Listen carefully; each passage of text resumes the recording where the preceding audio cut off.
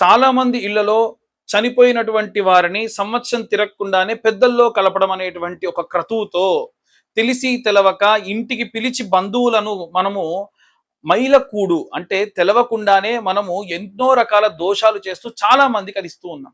ఇలాంటి పనులు చేయడం వల్ల పితృదోషానికి కారణమవుతుంది. అలాంటి పితృదోషాలు తెలవకుండా చేస్తే ఏమవుతుంది? పుట్టిన పిల్లలకు వంశాభివృద్ధి ఉండదు, సంతానం ఉండదు, ఉద్యోగాలు రావు, అంగవైకల్యంతో పుట్టడం. అంటే పితృదేవతలకు నాకు సంవత్సరం అయితే గాని ఒక రోజు అది కాకముందే మీరు ఈ పనులు చేశారని మీ ఘోషతోని మిమ్మల్ని దూషిస్తూ ఉంటారు కాబట్టి అవి పితృదోషాలుగా మారతాయి.